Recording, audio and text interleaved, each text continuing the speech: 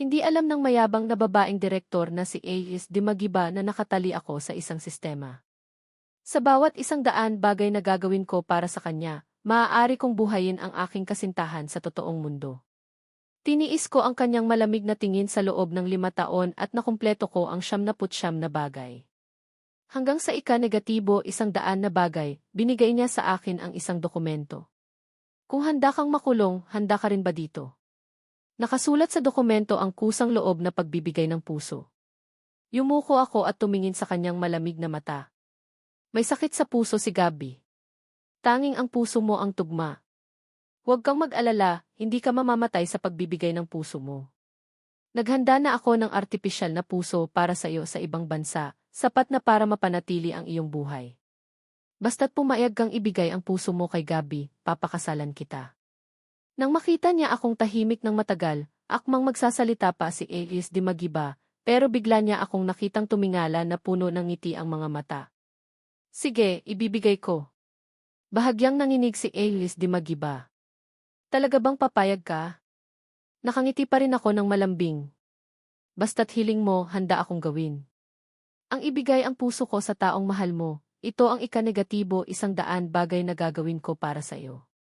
Pagkatapos nito, maaari kong buhayin ang aking kasintahan at umalis. Hindi ko na hinintay ang kanyang sasabihin at walang pag-aalinlangan kong pinirmahan ang papel. Dagdag ni A.S. Dimagiba, gaganapin ang operasyon sa loob ng kalahating buwan. Aayusin ko ang lahat para hindi ka mahirapan. Tumango ako at mumiti. Sa loob-loob ko ay puno ako ng ginhawa. Makalipas ang 3 araw, kaarawan ni Gabby. Gaganapin ang party sa isang marangyang yete na binili ni A.S. Dimagiba para kay Gabby. Sabi-sabi, lahat ng dekorasyon sa party ay personal na idinisenyo ni A.S. Dimagiba. Puno ng pulang rosas, chocolate na may pangalan ni Gabby, at paputok na kayang paliwanagin ang buong Maynila. Lahat ay nagpapakita ng kanyang pagmamahal. Sa masiglang kapaligiran, kinuha rin ni A.S. Dimagiba ang isang pulseras na tinatawag na tunay na puso ng pag-ibig na nagkakahalaga ng bilyon-bilyong piso mula sa nakaraang siglo at personal na isinuot sa kanyang pulso. Naghiyawan ang lahat. Hindi ba't ito ang pulseras na isinuot ni Prinsesa Diana noon? Sabi-sabi, kamakailan lang ay isinubasta ito ng Sotheby's at binili ng isang malaking negosyante dahil gusto niyang ibigay sa kanyang tunay na pag-ibig. Hindi ko akalain na ang negosyanteng iyon ay si A.S. Dimagiba pala. Ang pagmamahal ni A.S. Dimagiba kay Gabby sa mga nakaraang taon ay kitang-kita. Mayaman siya, makapangyarihan, at maganda, at tahimik niyang pinoprotektahan si Gabby sa loob ng maraming taon. Para makahanap ng bagong empleyado, muntik na niyang baliktarin ang buong Maynila. Sa isang madilim na sulok, tahimik kong pinapanood ang lahat sa aking harapan. Nang sa tingin ko ay mapayapang lilipas ang araw na ito, biglang sumugod si Gabby sa akin sa gitna ng maraming tao at sa isang tono na kaming dalawa lang ang makakarinig, malamig niyang sinabi, hindi pa ba sapat ang leksyon mo noon? Naglakas loob ka pang pumunta dito. Ngayon malalaman mo kung gaano kamaling desisyon ang patuloy na pagdikit kay A.S. Dimagiba. Pagkasabi niya nito, tinanggal niya agad ang pulsera sa kanyang pulso at itinapon sa dagat. Pagkatapos ay nagkunwari siyang nagulat at itinulak ako. Kuya, baliw ka na ba? Kahit na naiinggit ka sa pagtrato ni A.S. Dimagiba sa akin, hindi mo dapat itapon ang pulsera sa dagat. Mabilis na naagaw ng kanyang boses ang atensyon ng lahat. Lalo pang nag-alala si A.S. Dimagiba sa pagprotekta kay Gabby. Anong nangyari? Inaaway ka na naman ba niya? Isang napaka-childish na eksena. Medyo natatawa ako, pero naiintindihan ko na kahit gaano pa kasinungaling ang kasinungalingan ni Gabby, ako pa rin ang magdurusa. Gaya nga ng inaasahan, nagbago ng anyo si Gabby, hinawakan si A.S. Dimagiba at umiyak. Dimagiba, itinapon ni Kuya ang pulseras na bigay mo sa akin sa dagat. Sobrang lamig ng ekspresyon ni A.S. Dimagiba. Ang kanyang mga mata ay parang matalim na patalim na tumutusok sa akin. Hindi ba't sinabi ko na sayo na huwag mo siyang guluhin? Pagkatapos sabihin ito, niyakap niya si Gabby at walang tigil na inaalo. Okay lang yan, isa lang naman yang pulseras. Kung gusto mo, bibilhan kita ng bago. Umiiyak na itinulak siya ni Gabby at akmang lalangway sa dagat para hanapin ito. Hindi, espesyal ang pulseras na yun sa akin. Gusto ko yun. Kumunot ang noo ni MS di Magiba at mas mahigpit pa siyang niyakap. Sigurado ka bang kailangan mong hanapin yun ngayon? Tumango si Gabi ng mariin. Nang marinig ang kanyang kumpirmasyon, lumingon si MS di Magiba sa akin na may malamig at walang emosyong boses. Kung sino ang nakawala, siya ang hahanap. Sa sumunod na segundo, walang pag-aalinlangan niya akong itinulak sa tubig. Agad akong nilamon ng malamig na tubig. Nakakita na lang ako ng konting liwanag sa itaas. Unti-unti nawala rin ang huling sinag na iyon. Ipinikit ko ang aking mga mata at naramdaman kong palalim ng palalim ang aking katawan. Pagod na, inaantok, gusto ko na lang matulog, pero hindi ako makatulog. Mayroon pa akong isang huling bagay na hindi natatapos. Kung hindi ko ito magagawa, hindi ko na muling makikita si Winnie. Sa pag-iisip nito, hindi ko alam kung saan ako nakakuha ng lakas. Agad kong idinilat ang aking mga mata at buong tapang na lumangoy sa ibabaw ng tubig. Nang makaahon ako sa pampang, ubos na ang aking lakas. Bago pa man ako makabawi, nakaramdam ako ng malakas na sipa sa aking balikat. Muli akong nahulog sa tubig. Sa pampang, isang linya ng mga gwardya na nakasuot ng vest ang tumingin sa akin ng walang emosyon. Sa malamig na boses, sinabi nila, sabi ni MS di Magiba, hindi ka pwedeng umahon hanggat hindi mo nahahanap ang pulseras. Muli akong napainom ng ilang tubig bago ako nakalma. Mukhang kung hindi ko mahahanap ang pulseras ngayon, hindi madaling matatapos ito. Wala na akong ibang pagpipilian kundi ang sumisid sa ilalim ng tubig ng paulit-ulit. Pagkatapos ng 3 oras at hindi mabilang na pag-ahon at paglubog, sa wakas ay natagpuan ko ang pulseras na itinapon ni Gabi. Nang makaahon ako sa pampang, buong katawan ko ay naginginig. Namamanhid na ang aking mga daliri dahil sa sobrang pagkababad sa tubig. Inabutan ako ng gwardya ng damit at sinabihan akong magpalit sa loob. Nanginginig akong kinuha ang damit at mag-isang pumasok sa banyo. Sa sandaling ito, may tila pumasok. Pamilyar ang boses. Sa pakikinig ng mabuti, si Gabi at ang kanyang grupo pala. Gabi, sobra ka talagang mahal ni MS di Magiba. Ang mamahaling pulseras na iyon, sinabi niya na ibibigay niya agad. Sobra kang mahal kaya handa siyang isugal ang kanyang buhay. Dati sabi mo na kapatid mo lang siya at pupunta ka sa ibang bansa, kasama ang dating kasintahan mo. Pero sa resulta, nang marinig ng dating kasintahan mo na maisakit ka sa puso, tumakbo siya agad. Si Ines di Magiba lang ang hindi umalis. Sobrang dami niyang ginawa para sa'yo. Kahit nabato ang puso mo, iinit pa rin. Hindi mo na ba siya ituturing na kapatid? Tumawa si Gabi na may pagmamalaki. Nalinlang ka rin pala? Kapatid lang ang dahilan. Ang gusto ng tao ay ang hindi niya makukuha. Kung hindi ko gagawin yun, paano ako magiging unattainable crush niya? Basta't pananatilihin ko siyang naghihintay, mamahalin niya ako magpakailanman. Mas maganda ito kaysa makasama siya. Nagulat ang mga kaibigan. Hindi kaya nagsisinungaling ka nang sabihin mong pupunta ka sa ibang bansa, kasama ang dating kasintahan mo? Sobrang laki ng plano mo. Tumawa ng malakas si Gabi. Siyempre. Sino pa ba ang pwedeng ikumpara kay MS di Magiba? Ang babae na iyon ay ginamit ko lang para pagselosin si MS di Magiba. Tingnan mo, hindi ba't naghirap si MS di Magiba sa mga nakaraang taon dahil sa akin? Hindi mapigilan ng mga kaibigan na pumalakpak. Sobrang galing mo. Gabi, huwag kang sosobra. Narinig ko na ikakasal na si MS di Magiba sa isang tanga na si Kuya dahil sa puso mo. Kung magpapakasal sila, mawawala ng saysay ang mga plano mo. Nagtitiwala si Gabi at sinabi, may paraan ako. Hindi naman mahalaga kay MS di Magiba ang lalaki na iyon. Noong nakaraang mga araw, 3 beses kong sinubukang saktan ang sarili ko. Pinatay niya ang taong iyon ng 30 beses. Ngayon itinapon ko ang pulsera sa dagat.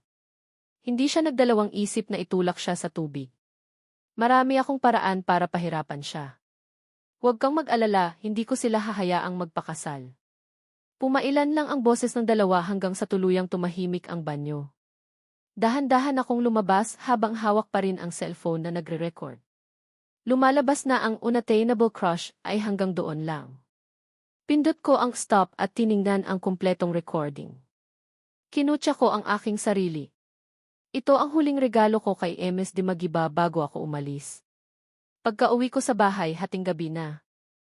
Pagod kong itinulak ang pinto at nakita ko ang isang babae na nakaupo sa sofa na nakapatong ang mahahabang binti at may malamig na ekspresyon. Diretso siyang nakatingin sa akin. Nang makita niya akong dumating, bahagyang sumama ang ekspresyon ni Ms. Dimagiba. Binalaan na kita. Bakit ka pa rin kumukontra kay Gabi? Lumabas na naghihintay siya sa sala para tanungin ako nito. Sa pag-iisip ng recording sa aking cellphone, gusto ko sanang ilabas ito, pero nang hawakan ko ang malamig na cellphone, bigla akong natauhan. Sa pagmamahal ni Ms. Dimagiba kay Gabi ngayon, kahit na malinaw pa sa paningin niya ang katotohanan, hindi pa rin siya maniniwala. Maaaring isipin pa niya na gumagawa ako ng isang bagay. Ang pinakamahusay na oras para lumabas ang recording ay pagkatapos kong makaalis dahil ang mga patay ay hindi nagsisinungaling. Sumimangot ako at tumingala para humanap ng dahilan para makalusot. Gawin mo na lang na sobra kitang mahal kaya sobra akong nagsiselo sa kanya, kaya ko ginawa ang mga bagay na ito. Pagkatapos sabihin ito, tumalikod ako at bumalik sa aking silid na nag-iwan kay Ms. Dimagiba na may bahagyang nag-iisip na ekspresyon. Tahimik niyang pinagnilayan ang aking likuran. Kinabukasan ay kaarawan ni Winnie. Maagang lumabas si Ms. Dimagiba. Para sa akin, ito ay isang magandang pagkakataon. Maaari kong batiin si Winnie ng kaarawan nang walang anumang pag-aalinlangan. Dati sa tuwing kaarawan niya, ako mismo ang gumagawa ng cake at pumipili ng regalo para sa kanya. Kaming dalawa ay magkasamang nakaupo at masayang hinihipan ang mga kandila at kumakain ng cake. Sa pag-alala sa mga eksenang iyon, hindi ko mapigilang umiti. Sabi ka kong pumunta sa kusina para gumawa ng mesa na puno ng mga pagkain na gusto ni Winnie. Gumawa rin ako ng birthday cake at pansit.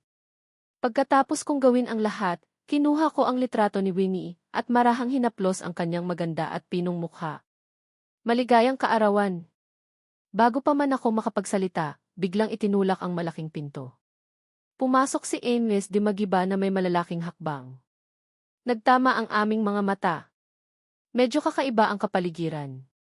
Medyo kinakabahan akong itago ang litrato. Nakita ni Ms. Dimagiba ang lahat sa aking harapan at halatang nagulat siya. Pagkatapos sumama ang kanyang ekspresyon. Paano mo nalaman na kaarawan ko ngayon? Bigla kong naalala ang impormasyon na sinabi sa akin ng sistema tungkol kay Ms. Dimagiba. Ngayon din ang kaarawan ni Ms. Dimagiba. Ang pamilya Dimagiba ay may 2 anak na babae. Si Ms. Dimagiba ay malamig at ang panganay, kaya mula pa noong bata siya ay pinabayaan na siya. Ang kanyang kaarawan at ang kaarawan ng kanyang kapatid ay magkasunod lang. Palaging naaalala ng kanyang mga magulang ang kaarawan ng kanyang kapatid at nakakalimutan ang kanyang kaarawan. Hanggang sa namatay ang kanyang mga magulang at kapatid magpakailanman sa isang aksidente sa sasakyan. Bago sila namatay, niyakap lang ng kanyang mga magulang ang kanyang kapatid ng mahigpit. Mula noon, hindi na siya nagdiwang ng kaarawan. Kahit na si Gabi na kanyang matalik na kaibigan ay hindi naaalala ang kanyang kaarawan. Kaya naman sa sandaling ito, halatang medyo naguguluhan si Ms. Dimagiba sa lahat ng nasa harap niya. Hindi niya alam kung ano ang sasabihin. Hindi ko naman pwedeng sabihin sa kanya na hindi ko siya gustong batiin ng kaarawan kaya tumahimik na lang ako. Pero sa paningin ni Ms. Dimagiba, ito ay itinuturing na pag-amin. Lumapit siya sa mesa. Ang kanyang mga itim na mata ay bahagyang nanginginig. Sa sandaling ito, hindi niya napigilan ang pagpapakita ng magkatulad na emosyon. Nang makita ito ng katulong, mabilis siyang sumang-ayon. Dimagiba, para maghanda ng sorpresa para sayo, abala si Kuya buong araw para gawin ito. Ginawa niya lahat ng mag-isa. Walang tumulong sa kanya. Nakita ko siyang muntik nang mapaso ang kamay niya. Si Aling Training at ako ay may magandang relasyon. Sa mga nakaraang taon, palagi kong tinutulungan ang kanyang pamilya, kaya sa maraming pagkakataon ay tutulungan niya akong magsalita. Sa sandaling ito, para mapabuti ang aming relasyon, tutulungan niya ako na magsabi ng magagandang bagay. Bahagyang nagbago ang ekspresyon ni Ms. Dimagiba, pero bumalik agad siya sa kanyang katinuan at malamig na sinabi, "Huwag mo nang gawin iyon. Huwag mo nang gawin ang mga bagay na iyan para sa akin sa susunod." Kahit na sinabi niya iyon, umupo pa rin siya at kumuha ng pansit sa kanyang tabi. Naaalala niya na noong bata pa siya, palagi siyang naiinggit sa pansit na ginawa ng kanyang ina para sa kanyang kapatid, pero hindi niya pa rin nakakain hanggang sa namatay ang kanyang ina. Ngayon, ang unang pagkakataon na nakakain siya nito ay personal na ginawa ni kuya. Nakita niyang lubusan niya akong naiintindihan ng mali kaya wala akong ibang pagpipilian kundi ang sumunod. Umupo ako sa tabi niya at kinain ang pansit. Kumuha siya ng kutsilyo at akmang puputulin ang cake.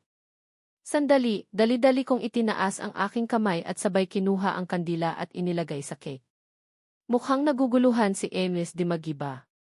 Nanginginig ang kanyang mahahabang daliri at umatras.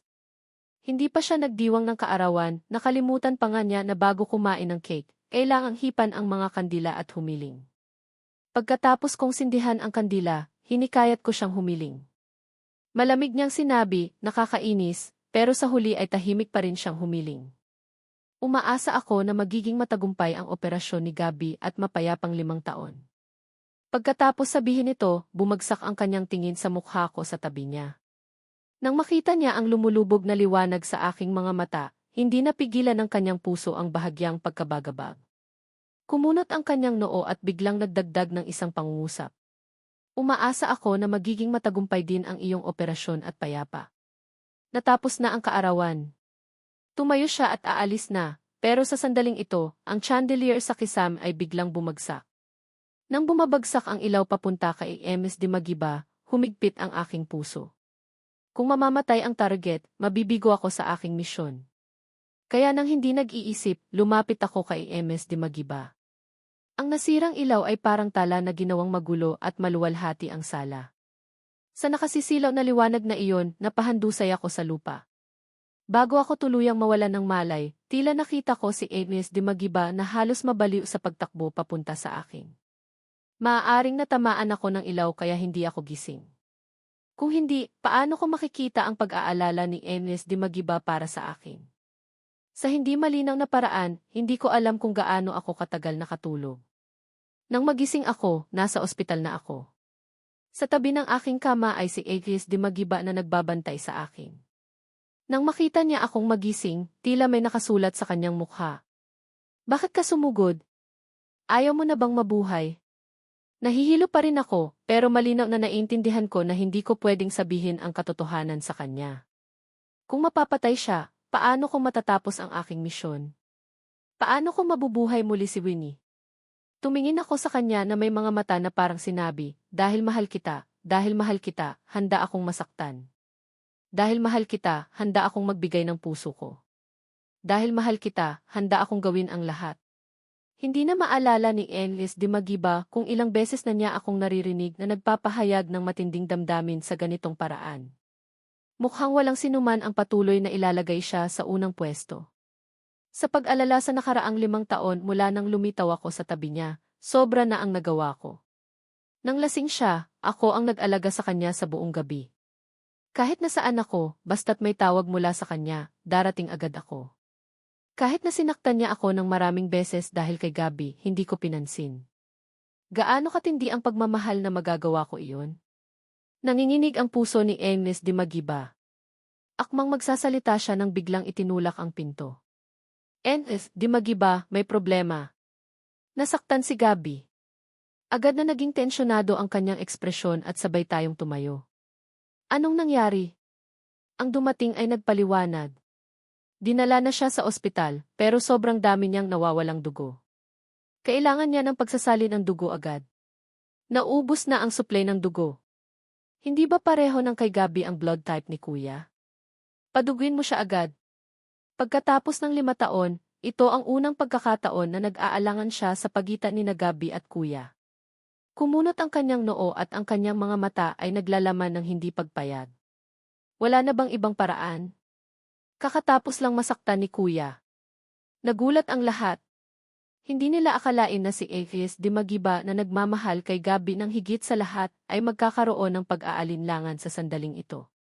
Nagtinginan ang lahat ng hindi makapaniwala. Emes Dimagiba, si Kuya ay baliw lang sayo. Bakit ka pa nag-aalala sa kanya? Sumama ang ekspresyon ni Emes Dimagiba ng bahagya. Tama na.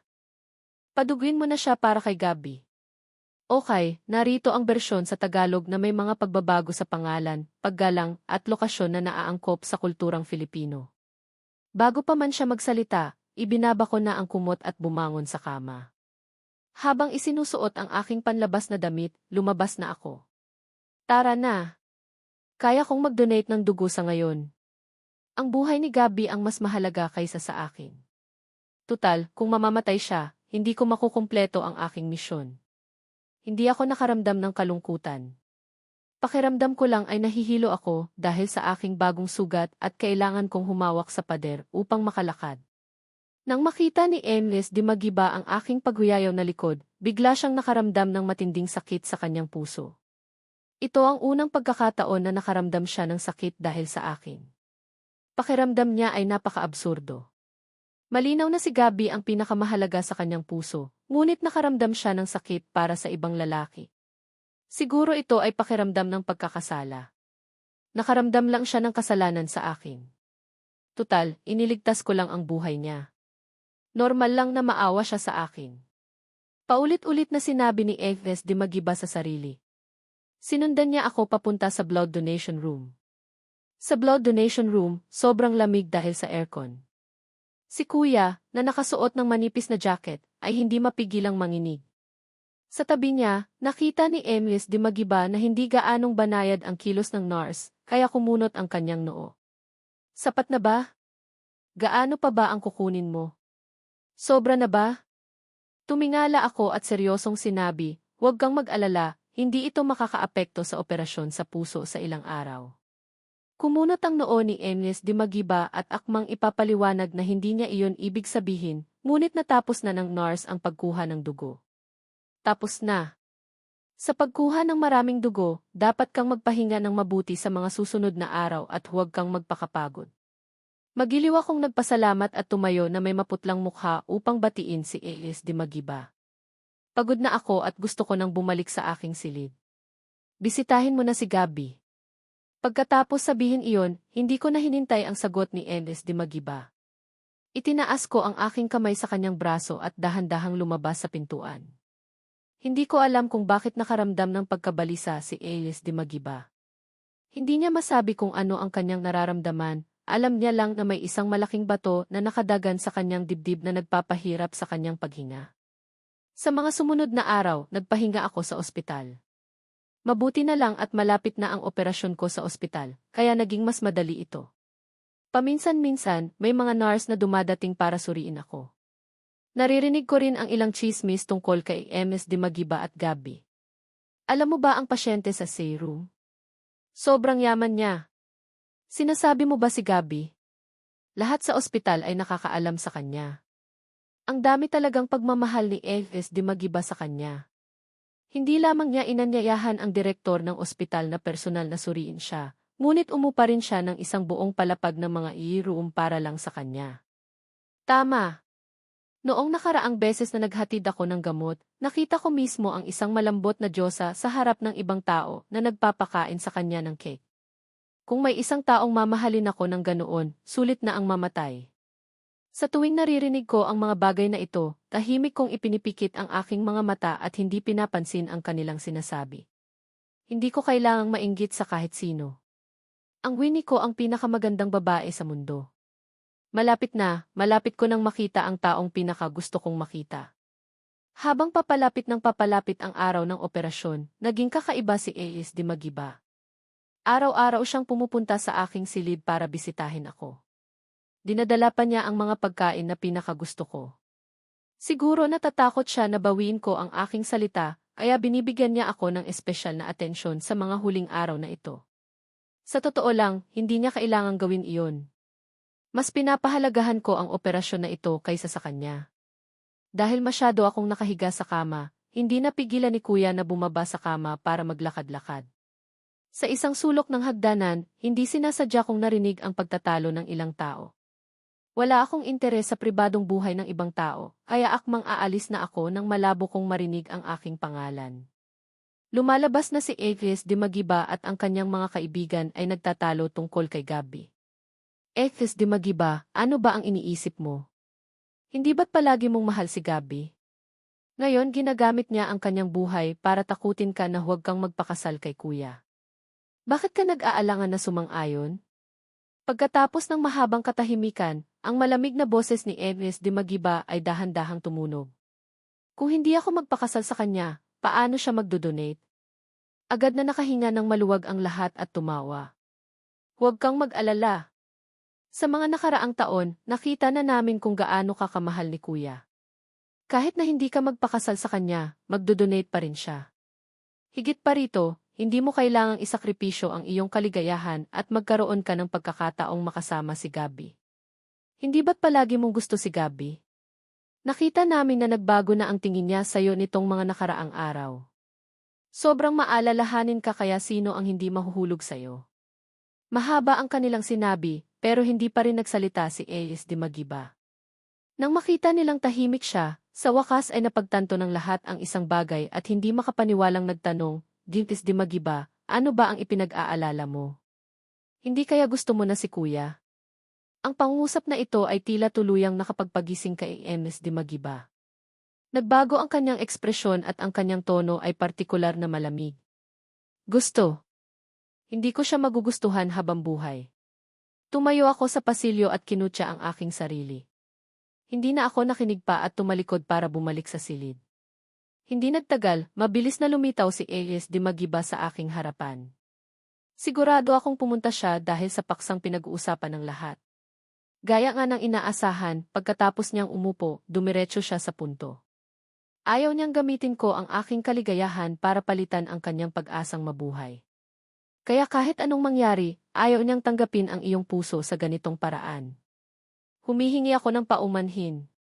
Dapat kong tuparin ang aking pangako na pakasalan ka, ngayon kailangan kong bawiin ang aking salita. Maaari kitang bigyan ng isang pagkakataon na humiling.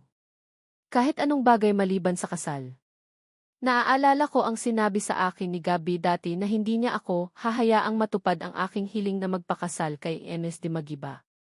Agad kong naintindihan ang lahat.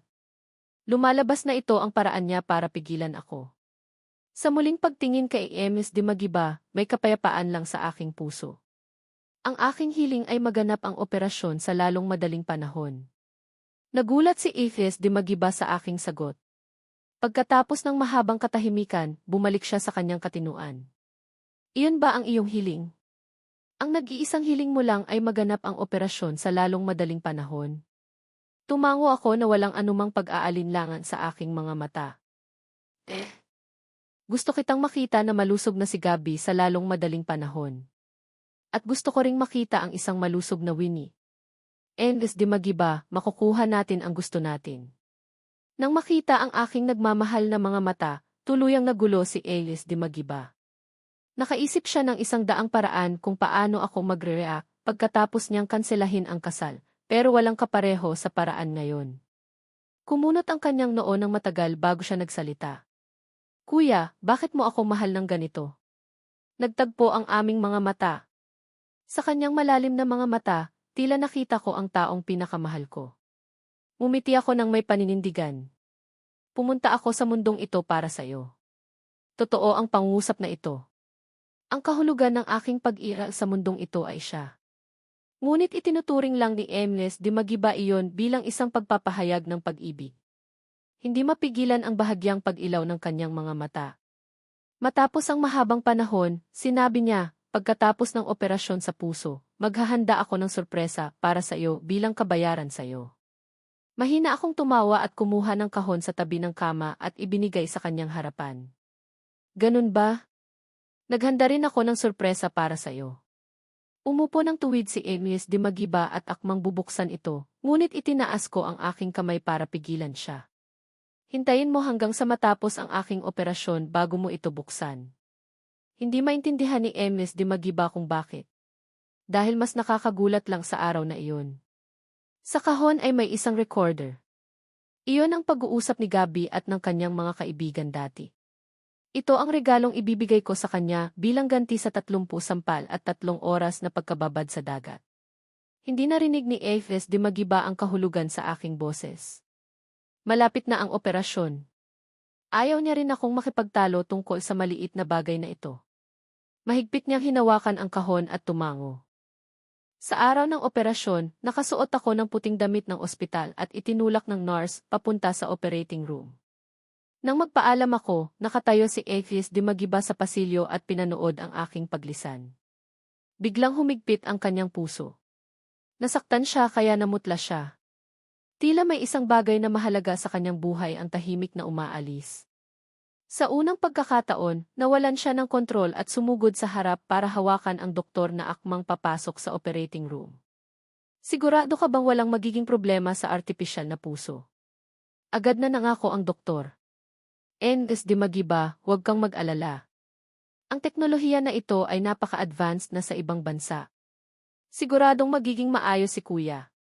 Nang marinig ang pangungusap na ito, sa wakas ay nakahinga siya ng maluwag. Kakaiba, nakaramdam siya ng panik para kay kuya. Inaliw niya ang kanyang sarili, tutal, ito ay tungkol sa buhay, kaya normal lang na mag-react ako ng ganito. Pagkatapos ay umupo siya sa mahabang upuan sa labas ng operating room. Sa loob ng operating room, nakita ko ang puting ilaw sa aking itaas. Mabilis na tumitibok ang aking puso. Sa wakas ay dumating na ang araw na ito. Matagal ko nang hinihintay ito. Napakaikli, matatapos na ang lahat. Ang aking mahal ay gigising at babalik ang lahat sa normal. Unti-unti ang ingay sa paligid ay nagsimulang gumulo. Pagkatapos ay tuluyan akong nawalan ng malay. Hindi ko alam kung gaano katagal ang lumipas. Ang operasyon sa puso ay matagumpay na natapos at sa wakas ay narinig ko ang pamilyar na boses. Binabati kita, na kumpleto na ng host ang misyon. Matagumpay na nabuhay muli ang iyong kasintahan. Aalis na rin ang host sa mundong ito. Sa sandaling iyon, ang malamig na tono ng alarma ng monitor sa operating room ay tumunog. Ang malakas na alarma ay baliw na tumitili. Si Aegis Dimagiba na naghihintay sa labas ng operating room ay biglang tumayo. Ang isang malakas na pakiramdam ng pagkabalisa ay mabilis na umahon sa kanyang puso. Mahigpit niyang ikinuyom ang kanyang mga kamay at ang kanyang buong katawan ay nanginginig. Anong nangyayari? May nangyari ba kay kuya? Agad na inalo ng katulong sa tabi. Wala. Sinabi ng doktor na napaka-advanced na ang operasyon na ito. Walang mangyayari kay kuya. Kahit na si Aegis Dimagiba ay nakaramdam ng kakaiba. Nang malaman niyang may panganib sa operating room, ang unang taong naisip niya ay si kuya, hindi si Gabi. Hindi ba si Gabi ang pinakamahalaga sa kanyang puso? Bakit ganito? Bakit siya nag-aalala sa kaligtasan ni kuya, higit pa kay Gabi? Imposible, talagang imposible.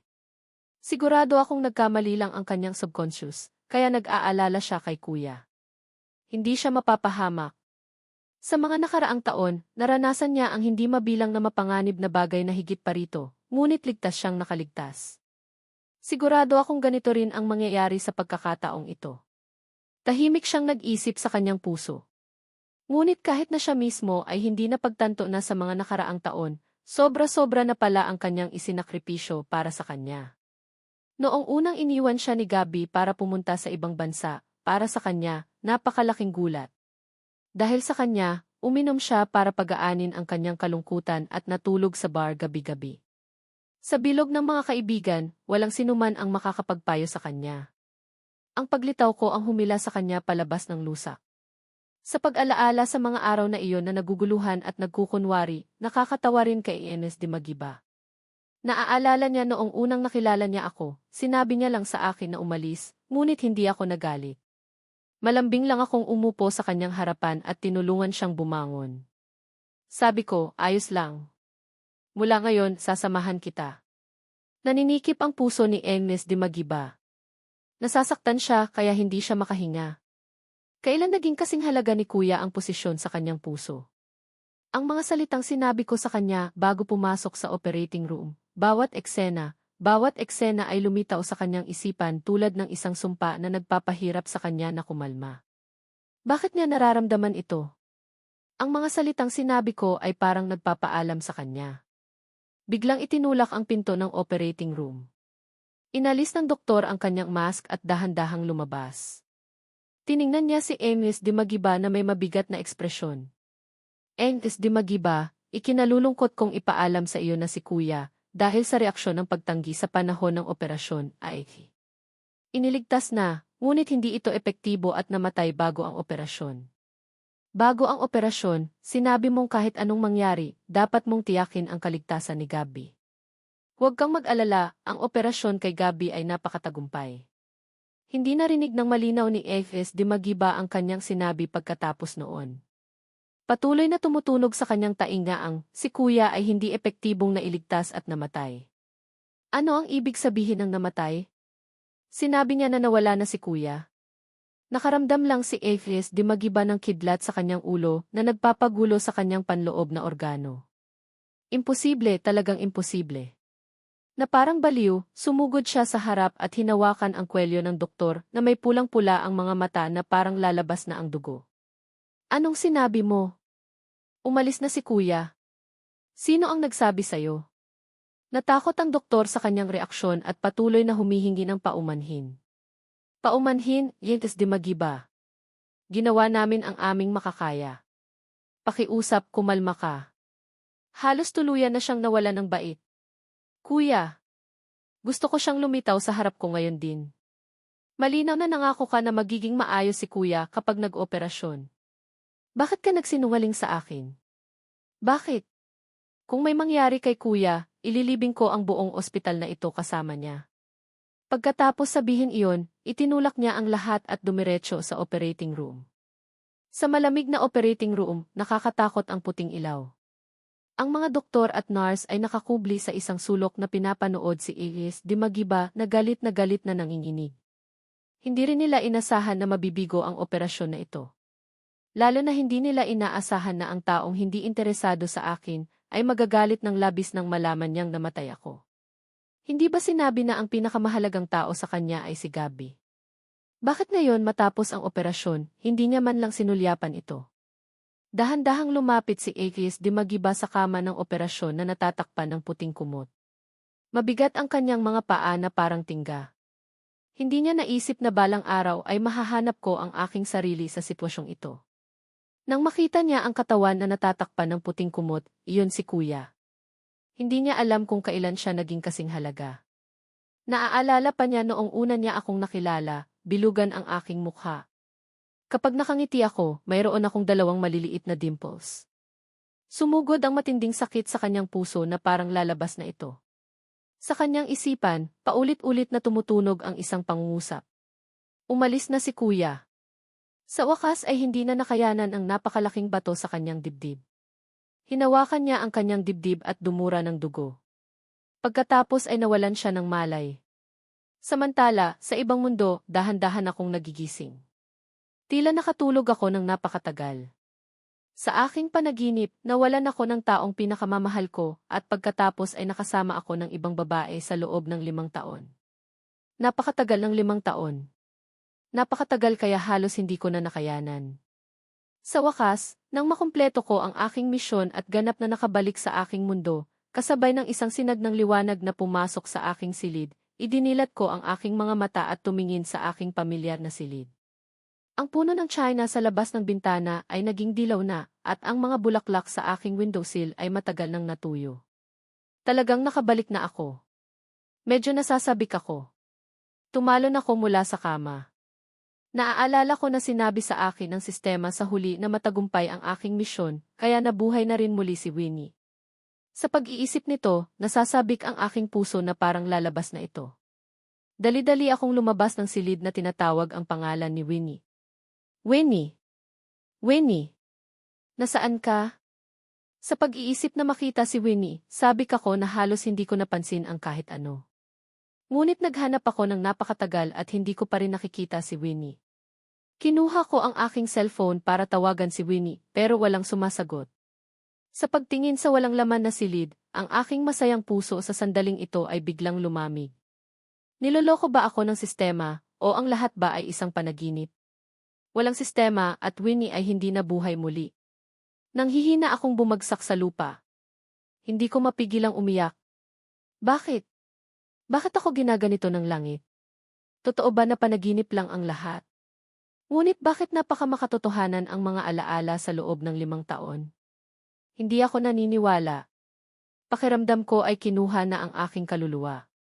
Kung hindi mabubuhay muli si Winnie, mas gugustuhin kong mabuhay magpakailanman sa aking panaginip at ayaw kong magising. Hindi bababa sa ganitong paraan, maaari ko pa ring makita ang kanyang ngiti. Sa sandaling ito, nais kong bumalik sa mundong iyon na malinaw na hindi sa akin kahit na doon, ang aking puso ay puno ng pag-asa. Sa pag-iisip na magpaalam sa Agnes di Magiba sa huling pagkakataon, paumanhin sa sinabi ko sa kanyang hindi ko siya mahal. Pero sa katotohanan, sa nakaraang 5 taon, sinamahan ko siya at palihim siyang pinangalagaan sa pamamagitan ng isang hindi katotohanan. Marahil hindi niya malalaman habang buhay kung gaano ko siya minahal. Pero sa sandaling ito, hindi ko na kailangang pigilan ang aking damdamin. Kung mayroong talaga, kahit ganoon may pag-asa pa rin akong mabuhay. Si Winnie ang nag-iisa kong pamilya. Nagkakilala kami sa ampunan at sabay kaming lumaki. Para sa akin, si Winnie ang buong mundo ko. Nakaramdam ako ng sobrang lungkot na parang naranasan ko ulit ang kamatayan ko. Hindi ko malilimutan ang imahe ni Winnie na puno ng dugo sa aking mga braso noong nagkaroon ng aksidente. Kung hindi dahil iniligtas niya ako, hindi siya masusugatan. Kasalanan ko ang lahat. Napayuko ako sa sahig at umiyak ng walang pigil. Kung hindi siya mabubuhay muli, bakit niloko ako ng sistema sa ganitong paraan? Nagbibiro ba siya sa akin? Binigyan niya ako ng pag-asa at pagkatapos ay tuluyang winasak ito. Kung gusto ng sistema na makita akong umalis sa sakit, gagawin ko iyon. Tumayo ako mula sa sahig at pumunta sa mesa. Kinuha ko ang kutsilyo na panghiwa ng prutas. Sa totoo lang, napagdesisyonan ko na ito mula pa noong namatay si Winnie. Ito ay hanggang sa huling sandali na nagpakita ang sistema at binigyan ako ng bagong pag-asa na pansamantalang pinabayaan ko ang ideyang ito. Ngayon, oras na para sumama ako kay Winnie. Ipinikit ko ang aking mga mata. Sa sandaling pupuwersahin ko na ito, biglang bumukas ang pinto. Anong ginagawa mo? Ang pamilyar na boses ay tumunog na nagpatahimik sa akin. Natakot akong dumilat at tumingin sa pintuan. Sa sumunod na segundo, nahulog sa lupa ang kutsilyo sa aking kamay. Ito talaga si Winnie. Katulad pa rin siya nang nakita ko 5 taon na ang nakalipas, maliban na ang kanyang mukha ay may bahagyang malamig na ekspresyon. Ang sikat ng araw na sumisikat sa kanyang mukha ay parang may gintong tabing na nagmumukha siyang isang diyosa na bagong dating sa mundo. Hindi pa ako naging ganito kasaya. Tumakbo ako papunta sa kanya at mahigpit siyang niyakap. Winnie! Ikaw talaga. Saan ka nagpunta? Alam mo ba kung gaano kita na-miss? Bago pa man ako magtanong pa, ang makinis at payat niyang mga kamay ay dahan-dahang itinulak ako palabas sa kanyang yakap. Tiningnan niya ako na may banayad ngunit malayo na mga mata. Ginoo, sino ka? Bakit ka nandito sa bahay ko? Sa kabilang bahagi sa ospital, nagising si Agnes di Magiba ng gabi. Nawalan siya ng malay dahil sa sobrang galit. Dinagdagan siya ng doktor at wala ng problema. Tahimik ang ospital. Dumilat siya. Sa kanyang harapan, agad na lumitaw ang pagod na mukha ng kanyang katulong. Agad siyang bumangon at malakas na tinawag ang katulong. Nasaan si kuya? Dalhin mo ako kay kuya. Nagmamadaling lumapit ang katulong at walang magawa na umaalo. Agnes di Magiba, wala na si kuya. Tumawa si Agnes di Magiba ng malamig. Ang kanyang malalalim na mata ay puno ng kahulugan. Maglakas loob ka pang magsinungaling sa akin. Lumayas ka. Pagkatapos niyang sabihin iyon, itinaas niya ang kanyang kumot at nagtangkang bumangon sa kama. Ang katulong ay naglakas loob na humakbang at pigilan siya. Agnes di Magiba, pakiusap tanggapin mo ang katotohanan. Namatay na si kuya. Pumanaw na siya sa operasyon sa puso. Hindi na siya nailigtas. Agnes di Magiba, anong nangyayari ba talaga sa iyo? Simula pa noong una, dapat mo nang isipin ito. Higit pa rito, ang pinakamahalagang tao sa iyong puso ay si Gabi. Ngayon, malusog na siya. Hindi ba sapat na iyon? Biglang natauhan si Agnes di Magiba. Tama, anong ginagawa niya? Hindi ba't ito ang inaasahan niya? Kahit gaano kagaling ang sinabi ng doktor sa operasyon, ang transplant ng pinakamahalagang organ sa katawan, ang pagtitiwala sa mga makina na magpapatuloy na mabuhay, ay isang pakikipagsapalaran. Kaya, lahat ng mga pagkakamali na ito ay walang kinalaman sa ospital o sa doktor. Ito ay siya mismo, dahil kay Gabi, na pinilit kong mag-donate si kuya. Siya mismo ang nangakong magpapakasal sa akin at umatras sa huling minuto na nagdulot sa akin ng labis na paghihirap. Ito ay siya mismo ang pumatay kay kuya. Ang taong dapat managot ay iba. Nanghihina siyang humiga sa kama, biglang naalala ang regalo na ibinigay ko sa kanya bago ako pumunta sa operating room. Ito ang sorpresa na inilaan ko para sa kanya. Dahil dito, agad niyang inutusan ang katulong na dalhin ang kahon. Sabik niyang binuksan ang kahon, ngunit hindi niya inasahan na ang nasa loob ay isang recorder lamang. Nanginginig niyang kinuha ang recorder. Ang kanyang buong katawan ay hindi mapigilang manginig. Maaari bang ang nasa loob ay ang huling mensahe na iniwan ko sa kanya? Sa pag-iisip sa aking boses, hindi niya napigilang makaramdam ng sakit. Pagkatapos ng mahabang paghahanda sa isip, sa wakas ay pinindot niya ang buton na play. Gabi, sobra ka talagang mahal ni Ms. Dimagiba. Isang mamahaling pulseras na sinabi niya na ibibigay niya agad sa'yo. Sa sobrang sakit ng puso niya, gusto niyang isakripisyo ang kanyang buhay para sa'yo. Tama ka na, dati sinabi mo na kapatid mo lang siya at pupunta ka sa ibang bansa, kasama ang dati mong girlfriend. Bilang resulta, nang marinig lang ang dati mong girlfriend na may sakit ka sa puso, tumakbo agad siya. Tanging si Ms. Dimagiba lamang ang hindi umalis. Sobrang dami niyang ginawa para sa'yo, kahit bato ang puso mo, iinit pa rin. Hindi mo na ba siya ituturing na kapatid? Bakit hindi nalinlang din kayo? Ang kapatid lang ay isang dahilan. Ang gusto ng tao ay ang hindi niya makukuha. Kung hindi ako magiging ganito, paano ako magiging unattainable crush niya? Hanggat pinananatili ko siyang naghihintay, mamahalin niya ako magpakailanman. Mas maganda ito kaysa makasama siya. Siyempre. Sino ang makukumpara kay Ms. Dimagiba sa mundong ito? Ginagamit ko lang ang babaeng iyon para pagsiselosin si Ms. Dimagiba. Tingnan mo, hindi ba nagdurusa at nangulila sa akin si Ms. Dimagiba sa mga nakaraang taon? Napakahusay mo. Gabi, huwag kang sosobra. Narinig ko na ikakasal na si Ms. Dimagiba sa kuya dahil sa puso mo. Kung ikakasal sila, mawawala ng saysay ang lahat ng plano mo. Nagtitiwala si Gabi at sinabi, masusukat ko ito. Higit pa rito, hindi naman ako mahalaga kay Ms. Dimagiba. Noong mga nakaraang araw, sinubukan kong patayin ang aking sarili ng 3 beses at sinampal niya ang taong iyon ng 30 beses. Ngayon itinapon ko ang pulsera sa dagat. Hindi siya nagdalawang isip na sipain siya sa tubig at hanggang ngayon hindi pa siya lumalabas. Marami akong paraan para pahirapan siya. Huwag kayong mag-alala, hindi ko sila hahayaang magpakasal.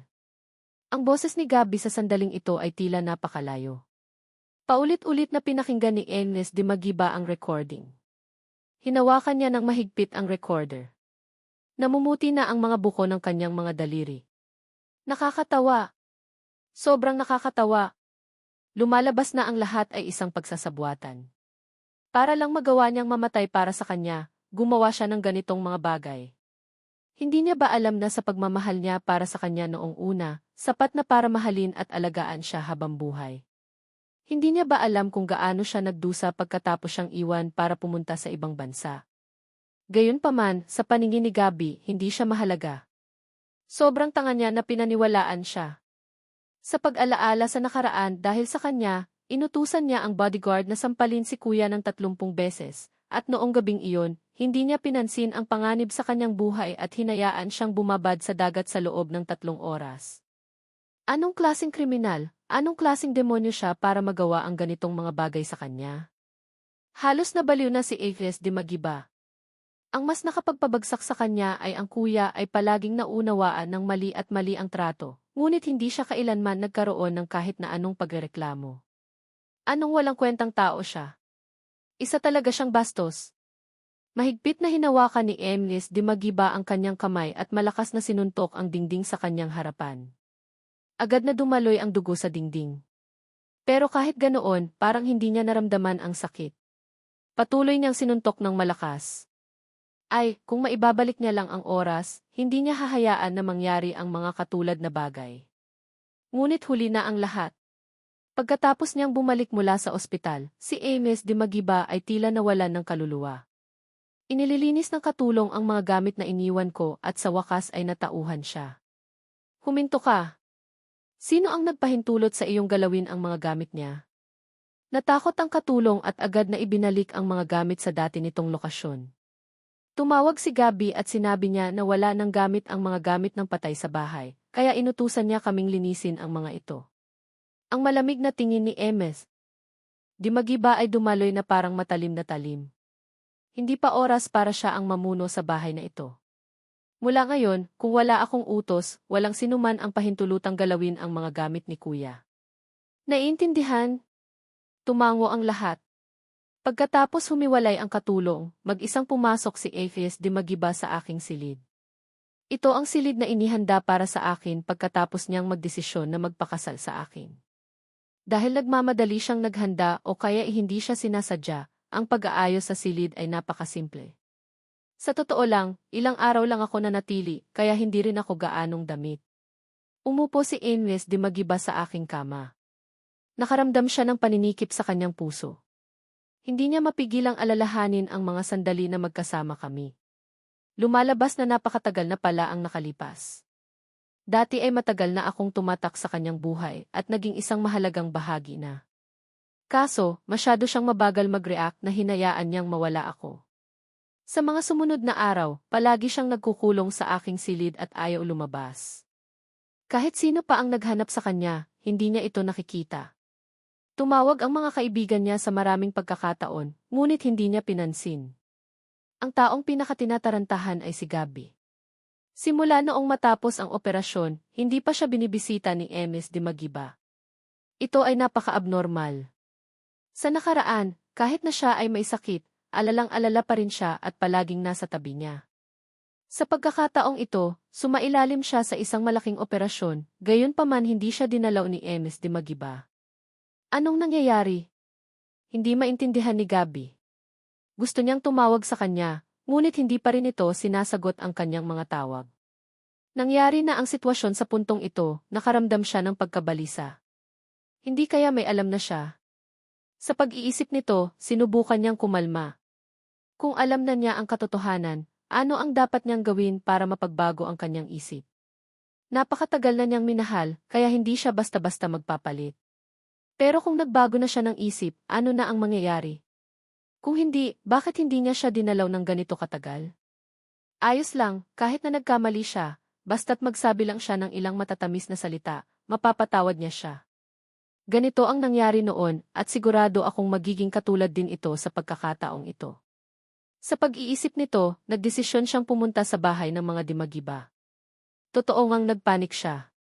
Huminto ang kotse sa labas ng mansyon ng mga Dimagiba. Nagmamadali siyang bumaba. Bago pa man siya batiin ng katulong, dumiretso na siya sa itaas. Aphias Dimagiba, nasaan ka? Bakit hindi mo ako binisita? Sumigaw siya sa buong villa, pero hindi niya nakita si Aphias Dimagiba. Sa huli, sa gabay ng ibang katulong, dumating siya sa pintuan ng aking silid. Sa pag-iisip tungkol sa akin, biglang nakaramdam ng sakit si Gabi sa kanyang puso. Ang puso na tumitibok ngayon sa kanyang dibdib ay ang puso ko. Huwag kang magtaka na nang naisip niya ako, hindi niya mapigilang manginig. Ang kumatok siya sa pintuan, ngunit walang sumasagot. Sa mga nakaraang taon, palagi siyang tinatrato ni Aphias Dimagiba tulad ng isang kayamanan. Hindi pa siya kailanman napabayaan. Medyo hindi siya masaya. Kumatok siya sa pintuan ng mas malakas. Aphias Dimagiba, buksan mo ang pinto. Alam kong nandyan ka. Bakit ayaw mo akong makita? Anong nangyari ba? Hindi kaya dahil lang sa nagkaroon ng aksidente si Kuya ay gusto mo na akong sisihin? Alam kong nagagalit ka dahil namatay si Kuya, pero hindi naman natin kasalanan. Kasalanan yun ng doktor. Bago pa niya matapos ang kanyang sinabi, bumukas na ang pinto. Ang kapaligiran sa paligid ay kasing lamig ng yelo. Mas nakakatakot pa ang ekspresyon ni Aphias Dimagiba. Hindi inasahan ni Gabi na kakausapin siya ni Aphias Dimagiba ng mahigpit. Hindi pa niya nakikita ang panlalamig at di pag-aalala. Ang malamig na mga mata na iyon ay nakatahimik kay Gabi sa loob ng ilang sandali bago siya bumalik sa kanyang sarili. Nanginginig siyang lumapit at nagtangkang hawakan ang kanyang kamay, ngunit agad na binawi ang kanyang kamay. Ang kamay ni Gabi ay tumama sa dingding, nasasaktan siya na hindi niya mapigilang kumunot. Nawala ang lahat ng pagpapasensya sa sandaling iyon. Hindi niya nasisiyahang tiningnan si Aries Dimagiba. Ano ang ibig mong sabihin? Ngayon nagagalit ka sa akin para sa isang outsider. Hindi kaya gusto mo na si kuya? Biglang natauhan si Aries Dimagiba. Kinailangan niyang magtagal para matunaw ang pangungusap. Nagugustuhan niya ba si kuya? Nagugustuhan niya ba siya? Siguro sa mga pagkakataong lumalapit siya sa kanya, sa hindi tumitigil niyang pagsama, sa mga sandali na handa siyang isuko ang lahat ng dignidad para sa kanya. Mahal ko na siya, ngayon lang siya nakatitiyak na masabi ang pangungusap na iyon. Tama, matagal ko na siyang mahal. Tumingala si Aries Dimagiba para muling tiningnan si Gabby. Mahal ko siya. Ang marinig ang tatlong salitang iyon, narinig ni Gabby ang pinakanakakatawang biro. Malungkot siyang tumawa, hindi niya matanggap sa galit. Nagsisinungaling ka. Nagsisinungaling ka. Paano mo siya magugustuhan? Malinaw na ako ang mahal mo. Pagkatapos niyang sabihin iyon, sumugod siya patungo sa kanya, nagtatangkang yakapin siya. Ngunit mas mabilis ang kanyang pagkilos at malamig siyang itinulak ang malayo. Sapat na, alam mo mismo ang iyong mga ginawa. Ayaw kong magsalita ng mahigpit, ngunit umaasa akong hindi na kita muling makikita. Natahimik siya. Kinagat niya ang kanyang labi, sinusubukang tanungin. Ano ang sinasabi mo? Hindi kita maintindihan. Ayaw nang magsalita si Aries Dimagiba pa, diretso niyang kinuha ang recorder at pinatugtog ang recording. Nang umalingaw-ngaw ang kanyang boses, nagbago ang ekspresyon ni Gabby. Na parang baliw, sumugod siya para kunin ang recorder habang nagpapaliwanag. Hindi iyon ang ibig sabihin. Pakinggan mo ang aking paliwanag. Ngunit malinaw na ayaw nang magsayang pa ng oras si Aries Dimagiba. Malamig siyang suminghal at direktang isinara ang pinto. Nang makita ang saradong pinto, umiyak si Gabby na parang umuulan. Napakalakas ng kanyang sigaw. Hindi. Dinadaya mo ako. Mahal kita. Malinaw na napakatagal mo na akong minahal, paano mo siya magugustuhan? Tila napagtanto ang kanyang problema, nagsimula na naman siyang humingi ng tawad. Paumanhin, kasalanan ko. Aries Dimagiba, hindi ko dapat ginawa iyon. Ako lang ang masyadong nagmamahal sa iyo, kaya naisip ko ang paraang iyon. Alam mo ba kung gaano ako katakot mawala ka? Paumanhin, mahal kita. Maaari ba nating simulan muli? Hindi pa ako nakaramdam ng ganito katakot. Alam niyang totoong galit na si Aries Dimagiba sa pagkakataong ito. Dati, kahit na ano pa ang kanyang gawin, hindi siya kailanman tinatrato ng ganito. Lumalalim ang gabi. Kahit na anong pagsusumamo ni Gabby, hindi siya lumabas para makita siya kahit isang beses. Para sa taong tulad niya, kapag nagmamahal siya, maaari kang itaas sa langit, kapag hindi kanya mahal, maaari kanyang sipain pababa sa impyerno. Marahil ay napagod na kakaiyak, alam ni Gabby na hindi na niya siya makikita, kaya kailangan niyang umalis. Sa kabilang panig, tiningnan ko si Winnie na pamilyar ngunit malayo sa aking harapan. Parang nababaliw ako sa sakit. Hindi ko akalain na mabubuhay muli si Winnie, ngunit ang dapat kong bayaran ay kalimutan niya ako. Tinitingnan ako ng taong nasa aking harapan na walang anumang damdamin sa kanyang mga mata, tanging ang pagiging magalang at paglayo. Hindi ko tanggap na magtanong ulit. Hindi mo talaga ako maalala? Sian mo ako? Kumunot ang noo ni Winnie at nag-isip ng matagal ngunit umiling pa rin. Paumanhin, tila hindi talaga kita kilala. Naramdaman ko lang ang pagtusok ng sakit sa aking puso. Paano niya ako hindi makikilala? Magkakilala kami mula pagkabata, ang tanging kamag-anak. Nangako kaming magsasama habang buhay. Bumangon ako at umupo sa kanyang harapan, sinusubukang tulungan siyang alalahanin ang nakaraan. Winnie, pag-isipan mong mabuti, nagkakilala tayo sa ampunan. Ako noon ay 10 taong gulang pa lamang at inaapi ng ibang mga bata sa ampunan. Ikaw ang nagtanggol sa akin.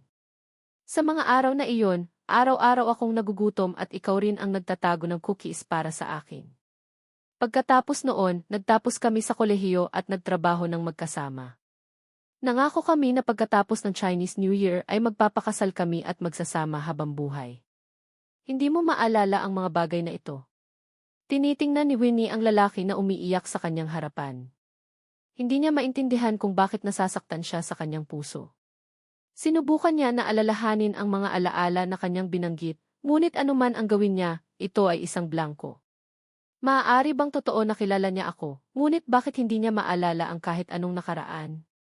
Kahit ang aksidente na sinabi niya, hindi pa rin niya naalala. Kung tunay man, hindi ko alam kung sino ang aking pakialaman dito.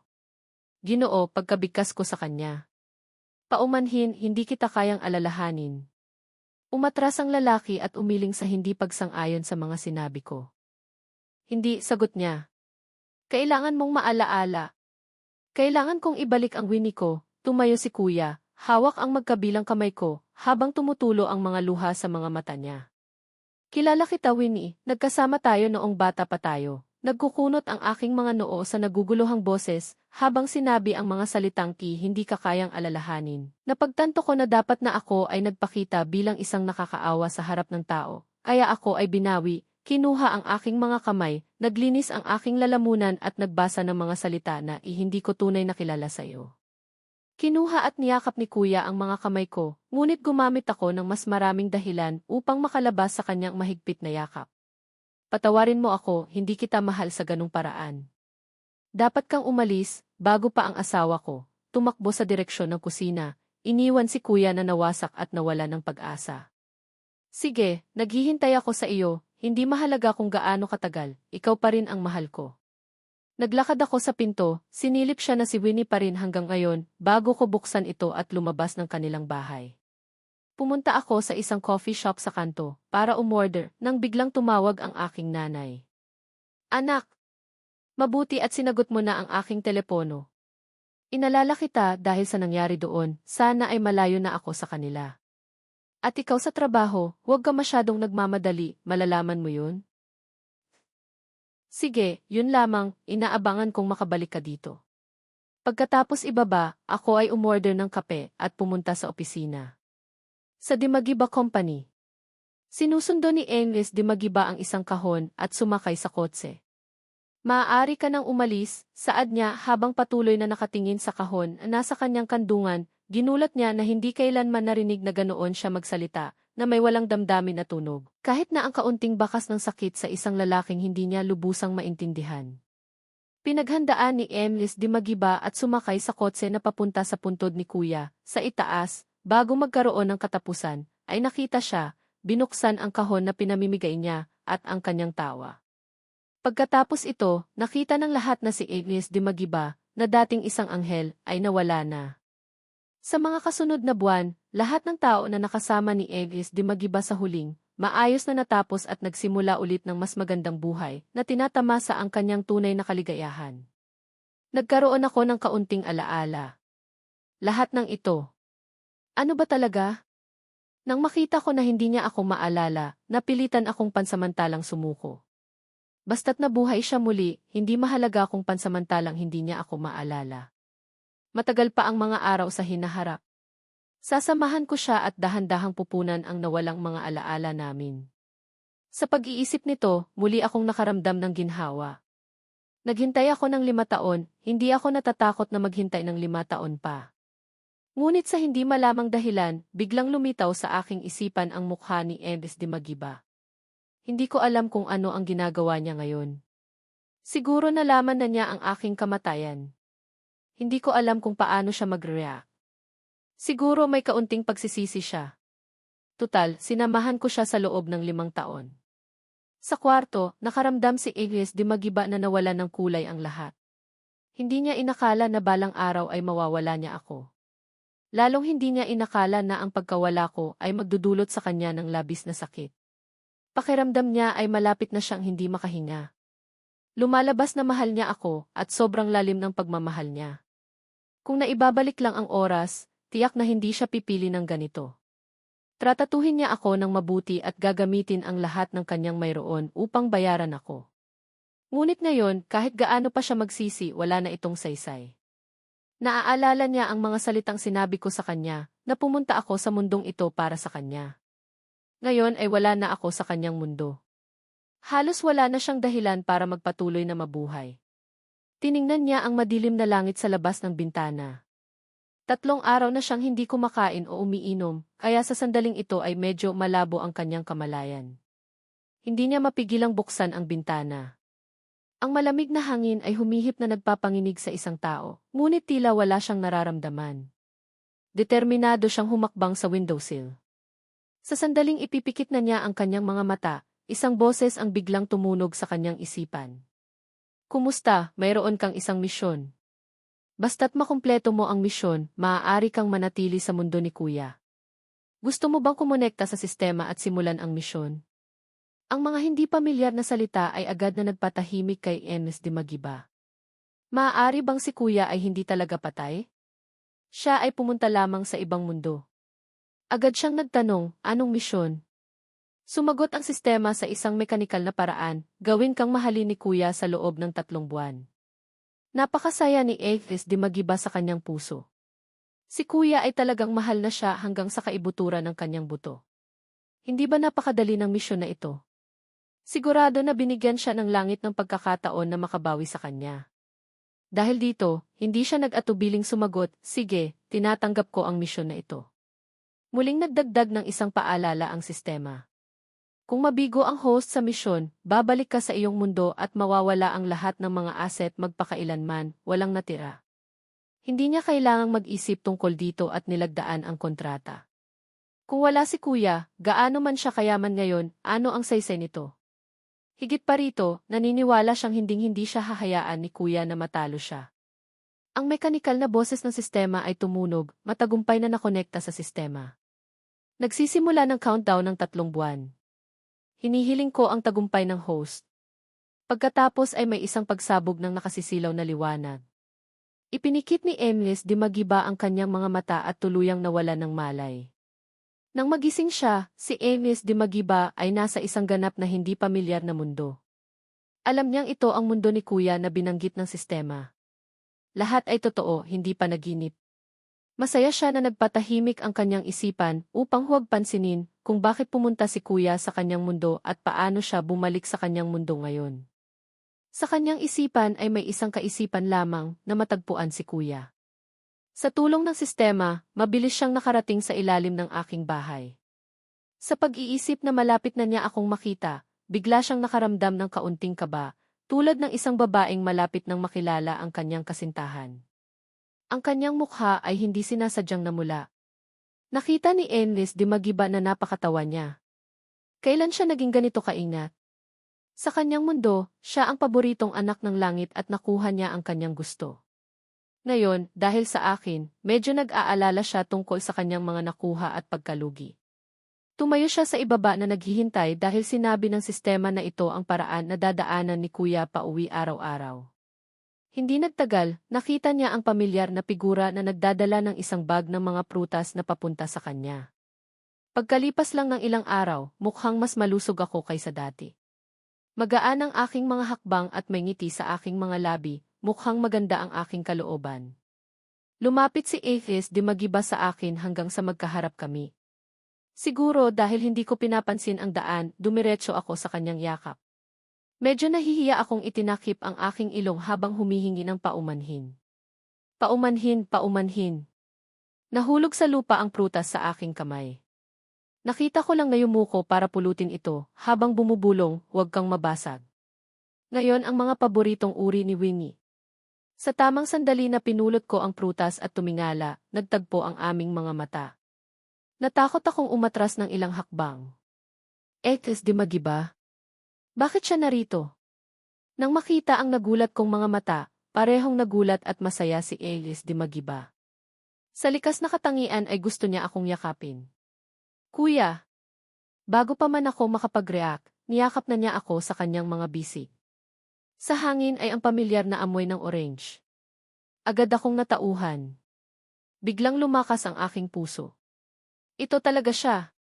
Bigla ko siyang itinulak at may kaunting sama ng loob na sinabi, bakit ka nandito? Mukhang nasaktan si Enes de Magiba sa aking pag-ugali. Akala niya ay magiging masaya ako kapag dumating siya, ngunit hindi niya inaasahan na ganito ang kanyang reaksyon. Kuya, pumunta ako dito para hanapin ka. Hindi ka ba masaya? Inayos ko ang aking damit at malamig na sinabi, hindi ko alam kung paano mo ako nahanap, ngunit nagsimula na ako ng bagong buhay. Kaya, wag mo na akong abalahin pa. Paano ito mangyayari? Bakit siya gumanti ng ganito?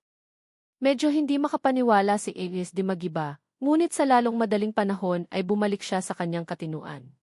Sa simula, dahil sa ibang tao, kinuha niya ang kanyang puso, pagkatapos ay nagsisi siya. Nagagalit pa rin siya sa kanya. Tama, sigurado siyang nagagalit. Sa pag-iisip nito, nagmadali siyang humingi ng tawad.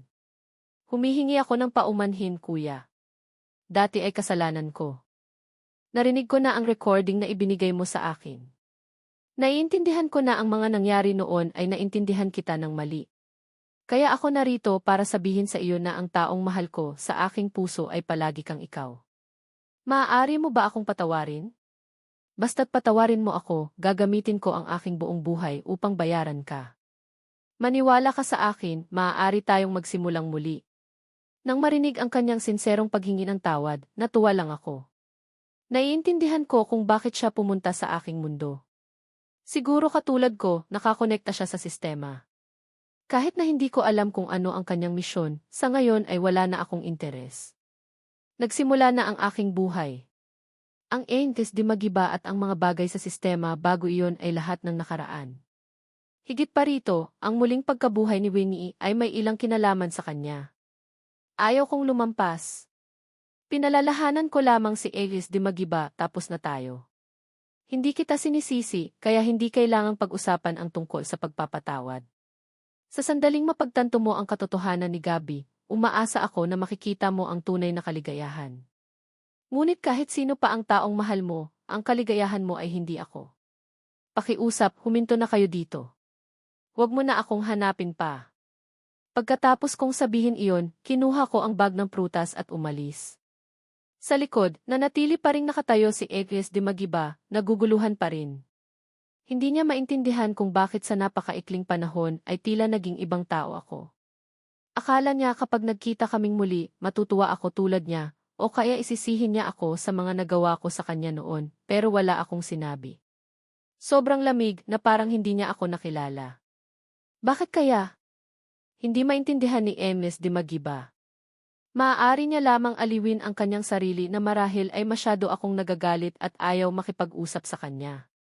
Basta't makuha niya ang kanyang kapatawaran, tiyak na tratatuhin ko siya tulad ng dati. Ang bagay na ito ay hindi dapat madaliin. Nagpakabait siya sa kanya sa loob ng 5 taon. Ang simula pa lang ito. Hindi ba may natitira pang 3 buwan? Sa natitirang 3 buwan, tiyak na papayagan niya akong tanggapin siya. Matapos makipaghiwalay kay Angels de Magiba, nakaramdam pa rin ako ng kaunting pagkabahala.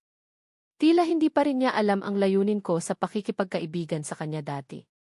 Kung may kaugnayan sa akin ang kanyang misyon sa sistema, hindi ba't mula ngayon ay palagi siyang nasa tabi ko?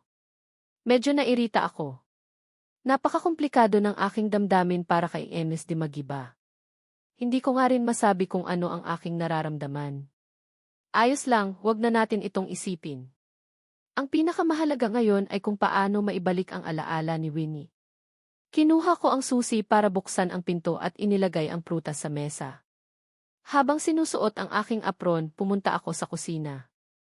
Winnie, ngayon bumili ako ng pinakagusto mong mangga. Magluluto na ako. Magpahinga ka na lang at kakain na tayo mamaya. Pagkatapos sabihin iyon, ang sumagot ay isang malinaw at malinis na boses ng lalaki. Kumusta, katrabaho ko si Winnie. Nasa labas si Winnie. Kailangan mong maghintay ng kaunti bago siya bumalik. Nagulat ako at tumalikod. Sa aking paningin ay isang matangkad at gwapong lalaki. Siya ay may pinong mukha. Kapag siya ay nakangiti, siya ay napaka-radiant. Agresibo niyang ipinakilala ang kanyang sarili, ako si Carlo. Dahil ngayon ay may isang proyekto na kailangan kong talakayin kasama si Winnie, pumunta ako dito. Kung hindi ka abala sa pagluluto ng hapunan, pwede kaming kumain sa labas. Magiging mas madali din para sa amin na pag-usapan ang mga bagay-bagay. Nanigas ang ngiti sa aking mukha. Hindi ko alam kung ano ang nararamdaman ko sa sandaling ito. Akala ko ay matatanggap ko ang katotohanan na kinalimutan na ako ni Winnie. Ngunit nang ang epekto ng butterfly ay talagang nangyari at nagdulot ng sunod-sunod na maliliit na kaganapan, nalaman ko kung gaano katakot ang aking paninibugho. Noon, hindi ako nag-alala kung paano ako tinatrato ni Angels de Magiba dahil hindi ko siya mahal. Ngunit sa sandaling ito, nakaramdam ako ng napakasakit na para bang piniga ako sa isang maasim na orange. Kahit ganoon, kailangan ko pa ring subukang umiti at sumagot, "Kumusta?" kasama ako sa kwarto niya. "Ako si Kuya." Tama, ngayon ang pagkakakilanlan ko ay hindi na kanyang kasintahan, kundi ang kasama niya sa kwarto. Sa pagkakakilanlan na ito, wala man lang akong karapatang magselos. Hindi nagtagal, bumalik si Winnie na may dalang bag ng mandarins. Nagsalita muna si Carlo, "Nandito ka na pala." Sinabi ko na huwag ka nang bumili pa. Hindi naman kailangang bumili pa ako ng mandarin. Mahinang humiti si Winnie. "Ayos lang." Pagkatapos sabihin iyon, nagtangkang umalis ang dalawa. Nang makita ang mga mangga sa mesa, nagbago ng bahagya ang mga mata. Lumingon siya para tiningnan ako at napansin ang pagkadismaya sa aking mukha. Sandali siyang natahimik at nagsalita pa rin. "Iwan mo na lang ang mga mangga. Kakainin ko sila mamaya." Agad akong lumingon para tiningnan siya. Biglang lumiwanag ang aking mga mata. "CJ, hihintayin kita." Sa wakas ay pinapahalagahan pa rin ni Winnie ang aking damdamin. Siya ay isang mabait na tao. Kahit nakalimutan niya na ang kaunting bahagi tungkol sa akin, napansin pa rin niya ang aking damdamin. Umiti ako habang isa-isang inilalagay ang mga mangga. Kumuha ako ng isang pack ng instant noodles, binuksan ito at niluto para kainin. Matagal na akong hindi nakakain ng instant noodles. Lumalabas na basta't kasama mo ang taong mahal mo, masaya ka na kahit na kumain ka ng instant noodles. Pagkagabi, bumalik si Winnie. Nakaupo ako sa sofa sa living room. Nang makita ko siyang bumalik, tumayo ako. "Masarap ba?" Tumango si Winnie habang naghuhubad ng kanyang mga sapatos at sumulyap sa bag ng noodles sa kusina. "Noodles lang ba ang kinain mo ngayong gabi?" Medyo nahihiya akong tumango. "Kumain na ako. Sobra na ito para sa akin." Higit pa rito, matagal na akong hindi kumakain ng instant noodles. Masarap din ang mga ito. Umiling si Winnie nang walang magawa. "Bakit puro noodles ang kinakain mo sa gabi? Sa susunod, araw-araw akong uwi para kumain, upang maiwasan kang maging kaswal." Nang marinig ang kanyang mga salita ng pag-aalala, biglang namula ang aking mga mata. Sa nakaraan, madalas niya akong sinisermunan sa ganitong paraan. Sa totoo lang, 2 taon lang ang tanda niya sa akin, ngunit siya ay mas matanda at responsable. Sa mga taon na magkasama kami, palagi niya akong inaalagaan. Gusto niya akong magsuot ng dagdag na damit para hindi ako magkasakit. Maghahanda siya ng gatas para sa akin araw-araw at magluluto ng mga pagkain na gusto kong kainin araw-araw. Bago siya pumanaw, wala akong alam sa pagluluto. Ngunit sa 5 taong iyon sa tabi ni Eves de Magiba, natutunan ko ang lahat ng mga kasanayan upang alagaan ang iba. Nakakagulat, naisip ko ulit si Eves de Magiba. Totoo na ang magmahal at mahalin ay isang siklo. Ang kalangitan ang makasalanang kamay na kumokontrol sa siklo na ito.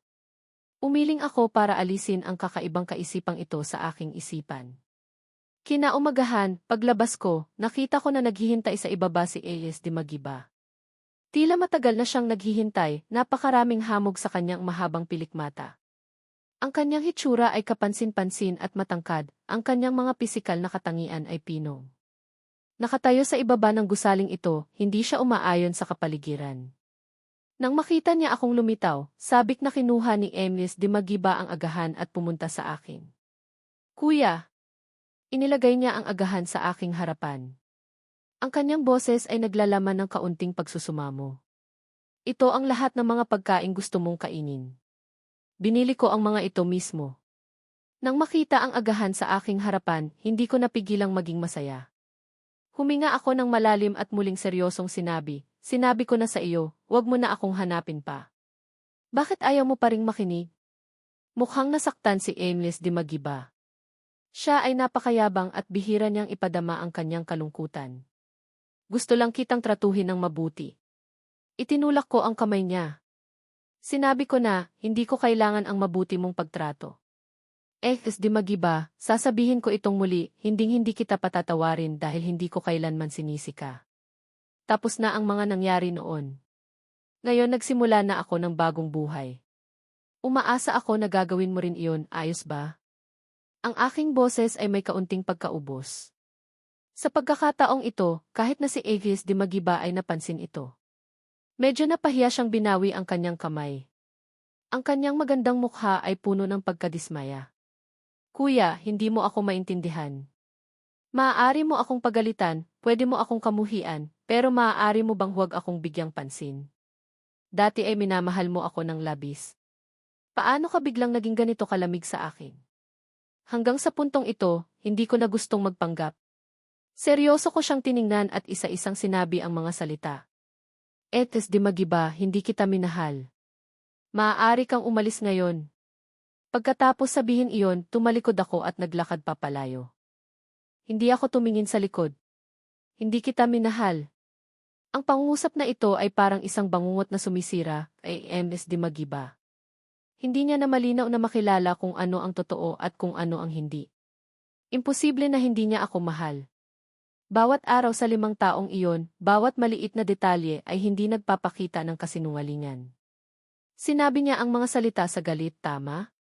Sinusubukan niya kung madali akong sumuko, Gilles di Magiba, tama?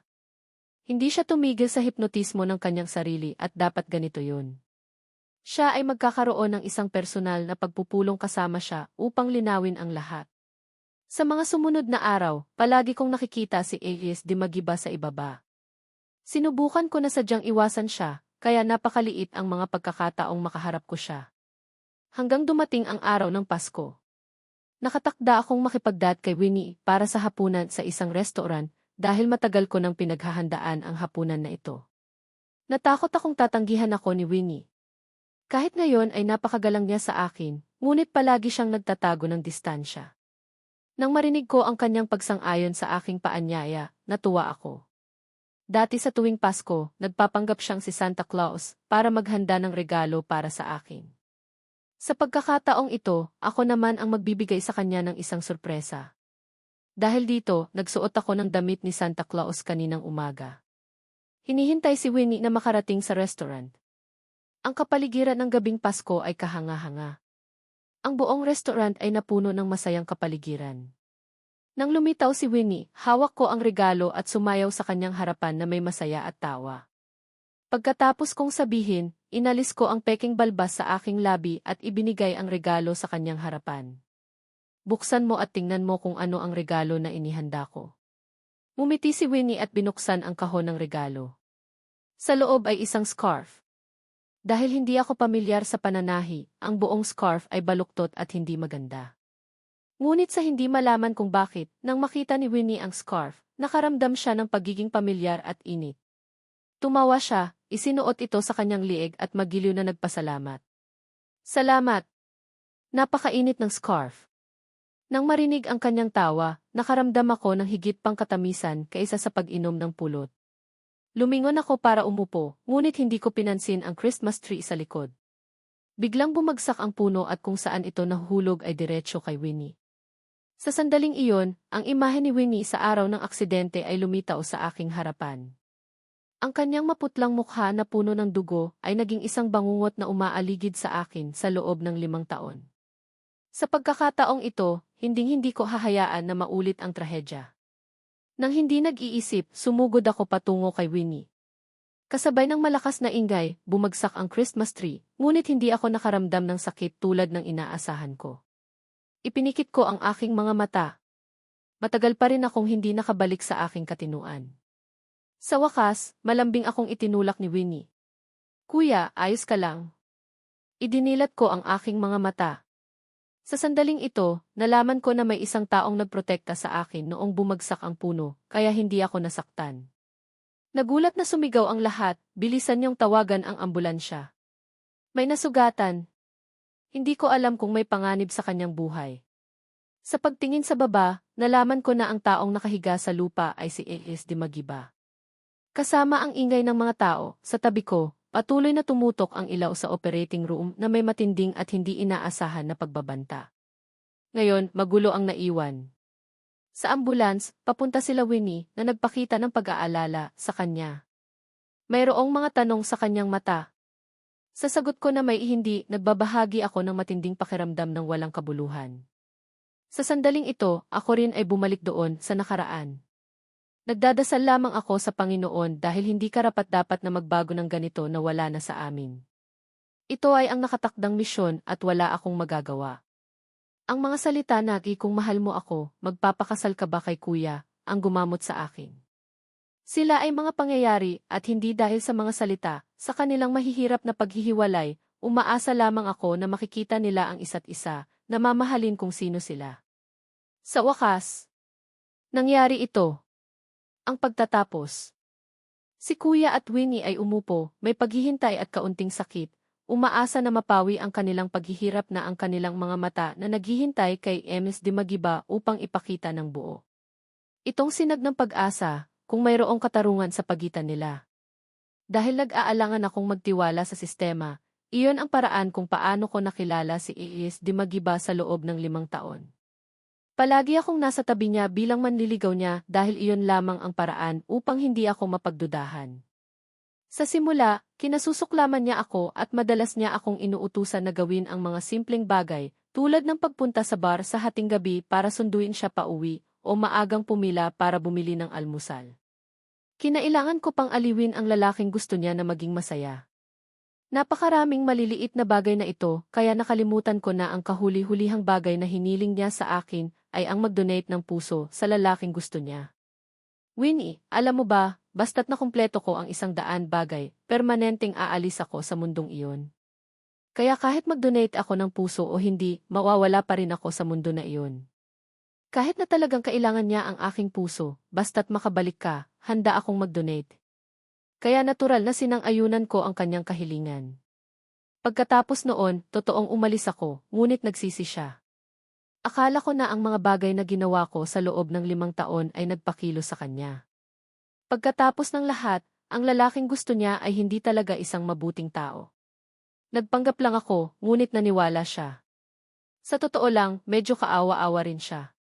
Tiningnan ako ni Winnie na may nakakaawang mga mata. Sa mga nakaraang taon, napakahirap mong nabuhay, hindi ba? Pait akong tumawa. Mahirap. Basta't iniisip ko na makikita kita, hindi na ako nakakaramdam ng paghihirap. Winnie, naniniwala ka ba sa mga sinabi ko? Iniisip mo ba na nagsasabi ako ng totoo? Huminga ng malalim si Winnie at hinawakan ang aking balikat. Naniniwala ako sa'yo. Kahit hindi ko pa naalala ang nangyari dati, alam ko na ikaw talaga ang pinakamahalagang tao sa aking buhay. Bigyan mo pa ako ng kaunting oras, ayos ba? Mariin akong tumango. Hihintayin kita. Palagi kitang hihintayin. Bumukas ang pintuan ng emergency room. Itinulak ng nurse palabas si Ms. Dimagiba. Sino ang kamag-anak ni Ms. Dimagiba? Siya ay may bahagyang pagkaalog. Kailangan niyang manatili sa ospital para sa pagmamasid sa loob ng 1 gabi. Pagkatapos kong pasalamatan ang nurse, lumingon ako kay Winnie. Winnie, umuwi ka na. Sapat na ako dito. Bukas kailangan mo pang magtrabaho. Kailangan mong magpahinga ng mabuti. Tungkol sa kanya, sa tingin ko oras na para linawin ang lahat. Walang sinabi si Winnie at tumango bago umalis. Sa silid, gising na si Ms. Dimagiba. Nang makita niya akong pumasok, nataranta siyang bumangon. Kuya, ayos ka lang ba? Nasugatan ka ba? Hindi ko sinagot ang kanyang tanong. Umupo lang ako sa kanyang tabi. May gusto akong sabihin sa'yo. Sa hindi malamang dahilan, nang makita ang seryoso kong mukha, biglang nakaramdam ng pagkabalisa si Ms. Dimagiba, tulad noong malapit na akong magpaalam sa kanya para sa operasyon. Sa tuwing nagpapaalam kami, permanente na kami naghihiwalay. Tumayo siya at pinadilim ang kanyang mga mata. Sabihin mo. Ito ang unang pagkakataon na nakaramdam ako ng kahirapan sa pagsasabi ng totoo. Totoo na napakarami kong ginawa para sa kanya, ngunit niloko ko rin siya. Binigyan ko siya ng puso at balanse na kami. Walang may utang sa kahit sino. Ngayon ay dumating siya para iligtas ako. Hindi kaya para maging utang ko siya ng pabor? Hindi ko gusto iyon. Pagkatapos ng ilang pag-iisip, nagsalita ako. Ms. Dimagiba, hindi kita minahal. Nilapitan ko ka dahil sa ibang babae. Sa sandaling sinabi ko iyon, agad na nagbago ang ekspresyon ni Ms. Dimagiba. Ang lungkot sa kanyang noo ay kumalat na parang baging. Nagsisinungaling ka. Kuya, nagsisinungaling ka, hindi ba? Sadyang gumagawa ka ng mga kasinungalingan. Hindi ako naniniwala. Hindi ako naniniwala sa kahit isang salita na sinabi mo. Hindi ko siya pinansin at nagpatuloy. 5 taon na ang nakalipas, nakaranas ng aksidente ang kasintahan ko para iligtas ako. Pagkatapos niyang pumanaw, parang nawalan ako ng kaluluwa. Sa sandaling iyon, lumitaw ang isang sistema para bigyan ako ng isang misyon. Basta't gumawa ako ng 100 bagay para sa isang babae, mabubuhay muli ang aking kasintahan. Ang babaeng iyon ay ikaw. Pag-isipan mong mabuti, hindi ba kakaiba ang aking paglitaw? Dati ay wala tayong anumang komunikasyon. Bigla akong lumitaw sa sandaling ika'y mahina upang hindi ako pagdudahan, gagamitin ko lamang ang dahilan na gusto kita. Hindi mo ba napagtanto na sa tuwing sinasabi ko na mahal kita, wala akong kahit katiting na damdamin? Noong sandaling iyon nang mawalan ako ng malay, ang pangalang tinawag ko ay Winnie. Siya ang taong mahal ko sa puso ko. Ang dahilan kung bakit naglakas loob akong iligtas ka ay kung mawawala ka, hindi ko makukumpleto ang aking misyon. Noong araw na akala mo ay ipinagdiriwang ko ang iyong kaarawan, hindi iyon. Iyon ang kaarawan ni Winnie, kaya ang mga pagkain sa mesa ay mga pagkain na gusto ni Winnie. Ang dahilan kung bakit nag-iwan ako ng recorder para sa iyo ay dahil nakita kitang kaawa-awa at ayaw kong maloko ka pa ni Gabi. Itinuturing ko rin na maliit na paghihiganti. Pagkatapos ng lahat, siya ang dahilan kung bakit ako pinagmalupitan at pinalunod sa dagat. Dapat mong malaman na nagtagumpay ang misyon ko, kaya bumalik na ako sa aking mundo. Wala na akong maiiwan sa iyong mundo. Kaya, hindi na rin magtatagal ang puso ko. Ang taong talagang nangangailangan ng artipisyal na puso ay si Gabi. Pagkatapos ng iyong pagbalik, dapat mong ipaulit ang operasyon sa lalong madaling panahon, kung hindi, maaaring mapanganib ang kanyang buhay. Pagdating dito, dapat mo nang maintindihan. Sinabi ko na wala akong anumang hinanakit dahil sa atin na walang kinalaman sa isa't isa. Ang paglapit sa iyo at pagtanggap ng misyon ay lahat ng aking kagustuhan.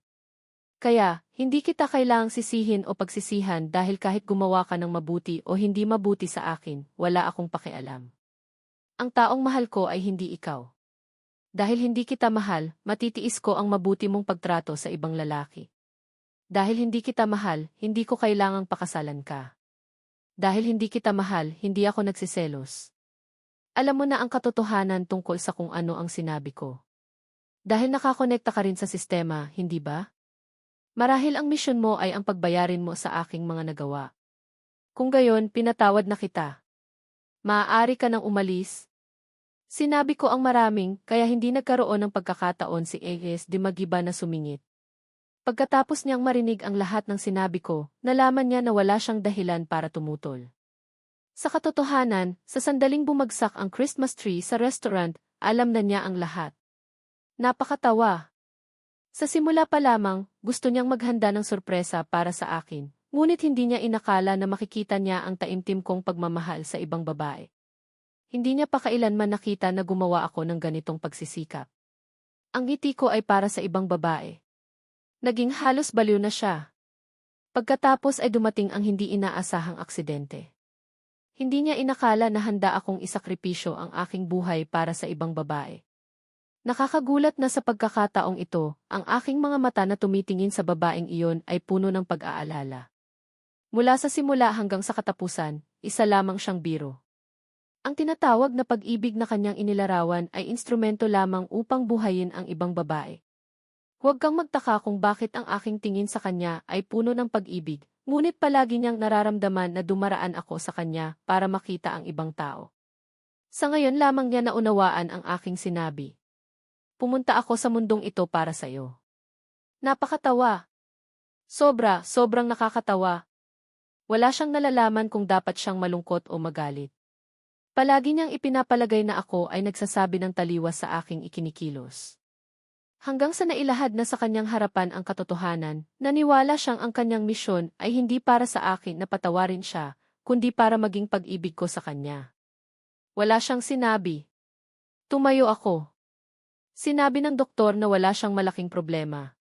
Kailangan lang niyang manatili sa ospital para sa obserbasyon sa loob ng isang gabi. Bukas, pupunta ako para simulan ang mga pormalidad sa paglabas. Inuna ko na siyang umalis.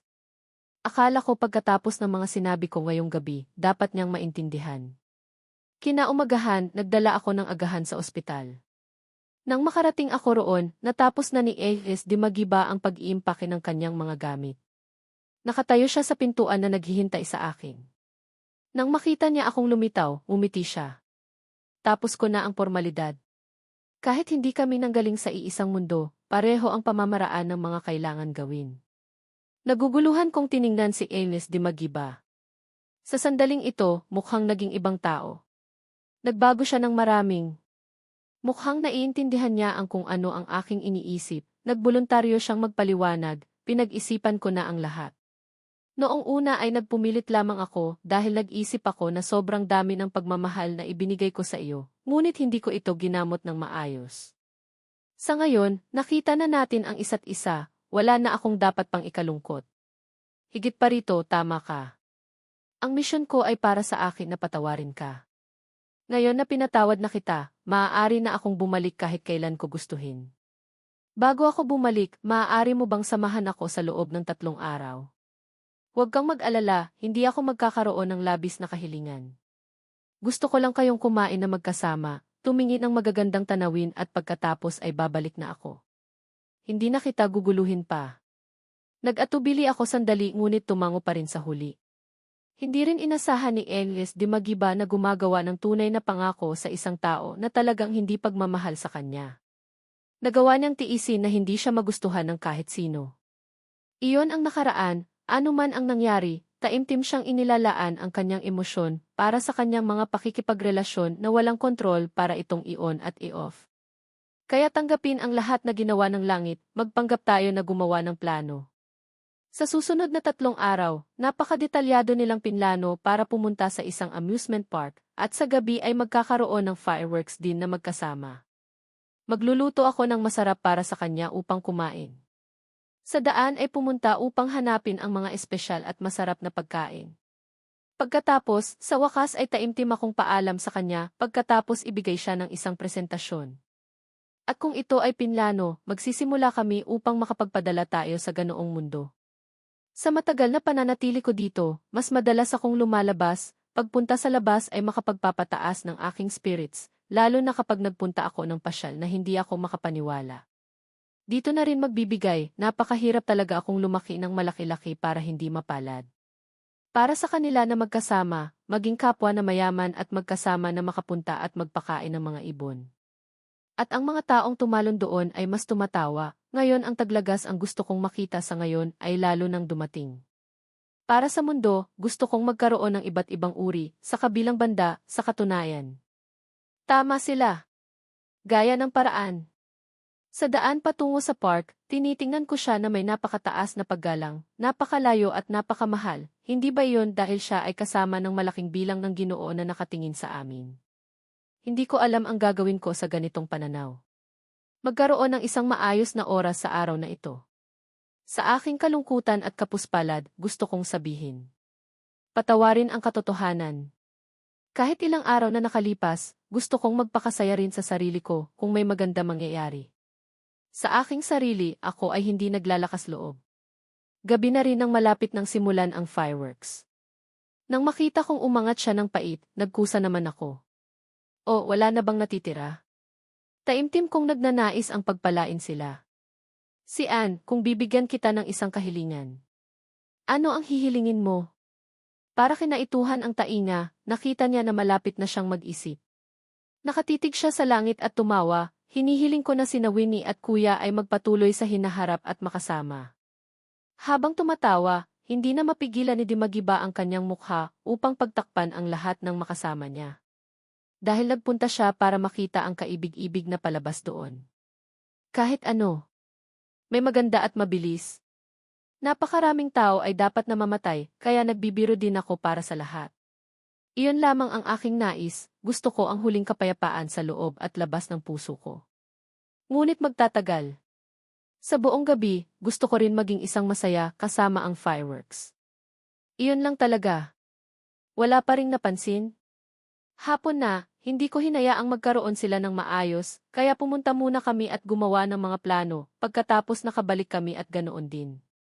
Pagkatapos kumain at magluto, pagkatapos mag-ayos ng bag, nakatulog na ako dahil sa pagod ng nakaraang ilang araw.